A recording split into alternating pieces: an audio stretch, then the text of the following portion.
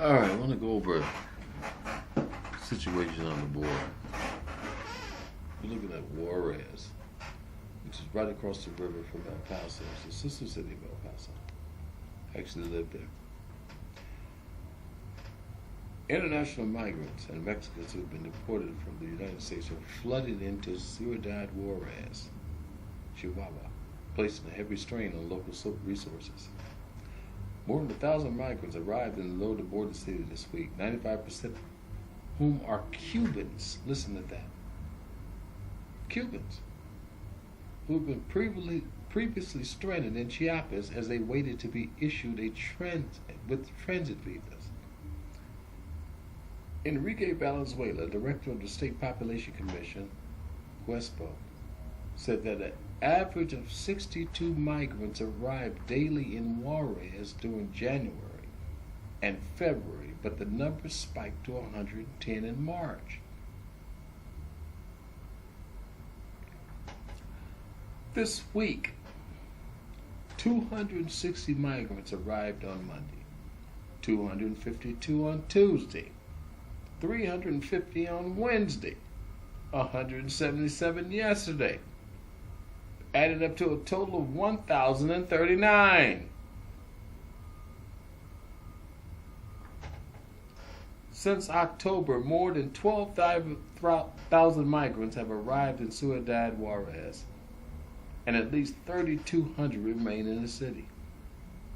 Most face or continue to face long waits to request asylum due to the introduction of a metering system that limits the number of cases United States immigration authorities will hear on a daily basis. While the number of would-be asylum seekers arriving in Juarez is on the rise, so too is the number of people sent back to the city by the United States authorities. According to CUESPO, there are 1,300 repatriations to Juarez in each of January and February, but in March the figure increased to 1,800. Listen, Trump is trying to send these people back and hold them up, and that's what he's trying to do. He's not trying to let them in. The ones that he has to, he will, but the ones he's trying to stop, he's trying to send them back. In light of the situation, municipality authorities are asking state governments to cover the cost of returning Mexican deportees to their place of origins. Mayor Hector Armando Cabada is talking to all the states so they can support their fellow citizens. We can't leave them here, said Municipal Human Rights Director Rogelio Pino. He pointed out that many of the deportees arrive without money or any legal documents to need to find work in Mexico. This is the Mexicans. 4 states, God I can pronounce it, Jalisco, Colima, and Mexico have so far agreed to pay travel costs so that those deported from the United States can return to their hometowns in Mexico. The federal government allocated 10 million pesos, $500,000, a little over $500,000, to a migrant support fund last year to help states cover accommodation, transportation, expenses for deported Mexicans, but no additional funding was provided for 2019. Chihuahua Governor Javier Corral met with Interior Undersecretary Roberto this week to request that the funding be reinstated. In addition to would-be asylum seekers and deportees, non-Mexican migrants who are awaiting the outcome of their asylum requests in the United States are also being sent to Juarez. What Trump is trying to do is make the Mexicans pay for this stuff. Believe me, when the burden is shifted to Mexico, this stuff will stop. And that's what he's trying to do. It's a very simple tactic. They can't afford to keep up all these people in. They can't afford all these people to just live here. All he has to do is shift the burden back to them. And that's what he's doing. The United States government has resumed its so-called remain in Mexico policy this week after halting it for a few days following a federal court ruling. Remember the court ruling?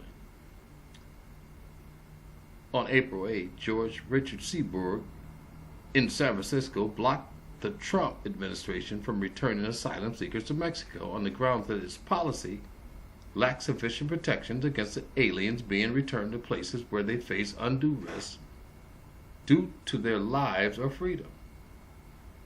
However, the appeals court last Friday overturned the ruling allowing the U.S. government to resume the policy. Trump is sending them back. The Mexican government has rejected the Remain in Mexico scheme, which is officially called the Migrant Protection Protocols, although it has accepted the returning migrants for humanitarian reasons. They're saving face. Trump has said, you better take them back. And that's what they're doing. United States authorities this week returned 75 migrants to Juarez under the scheme. The newspaper El Diario reported in almost 400 migrants from Central America have been sent to the city to wait for their asylum cases to be heard in the U.S. Okay? This is right across the river from El Paso. This is Juarez, Mexico. Most have been staying in shelters or churches, but one group of 38 migrants is currently housed in a fire station, the newspaper reformer said. Some have chosen to return to countries of origin rather than waiting in Juarez with no certainty about when they will be summoned to appear in court. However, there is some evidence that the wait will not be as long as many migrants expect, although it appears that those traveling with children are being given priority. Okay? So what Trump is doing is making them pay for this. Okay? The longer they sit there, the more it's going to cost Mexico. The Mexicans don't want to pay for this. So he's going to stop it that way. Okay? It's not just a wall. Now let me show you this article. Go to this one here. 15,000 trucks stranded in Juarez, same city, as border chaos enters week number 4. Okay? In Tijuana, a line of trucks 10 kilometers long. I guess that's about 8 miles. Yesterday. Thousands of trucks are stranded in Juarez, same city I just talked about. Tijuana, Baja California, as chaos as the northern border ends its 4th week. The National Chamber of Trucking, Canacor, said yesterday that 15,000 trucks are stuck in former city where there are long lines crossing to El Paso, Texas, Santa Teresa, and New Mexico. Remember, this is a Mexican newspaper. Mexican News Daily. Okay? So they're reporting it from Mexico.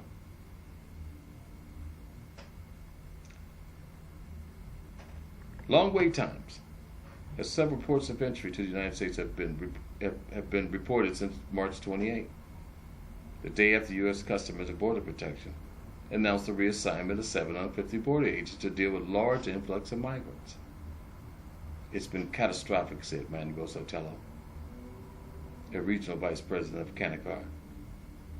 He explained that the manufacturing industry in Chihuahua has incurred losses of around $20 million a day since the delays began.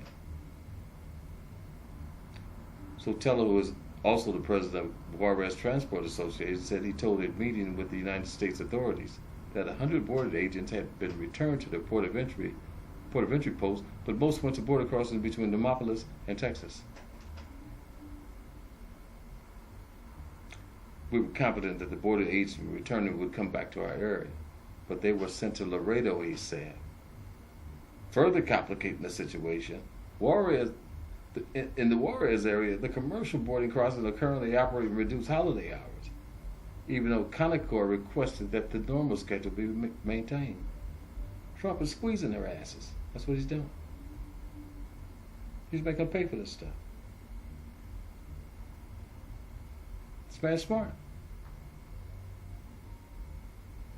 A lot of people doubt Trump But you have to be patient. This stuff didn't come here overnight. It didn't form overnight. It's not going to go away overnight. It takes time. This thing's been going on a long time. So Trump is just taking his time. It takes a while to do that. This is what he's doing.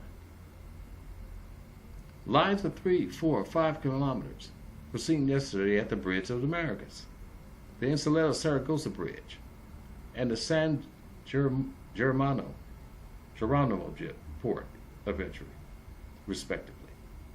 Sotelo said the trucks are waiting 5 hours on average across the United States.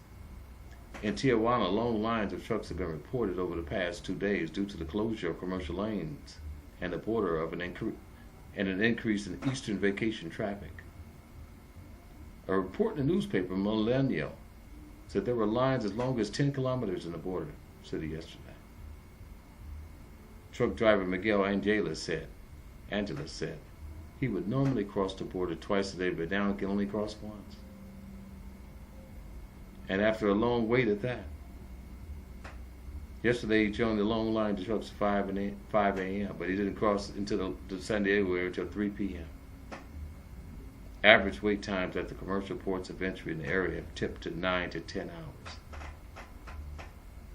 Another driver says his earnings have dropped by half in recent weeks as a result of the long border delays. And in economics, it's hit me really hard, Francisco Javier said. That's what Trump is trying to do. Okay? He's trying to make them pay for it. In an attempt to clear the congestion, commercial border crossings are operating with regular hours in Tijuana today, but will close at 2 p.m. tomorrow and Sunday.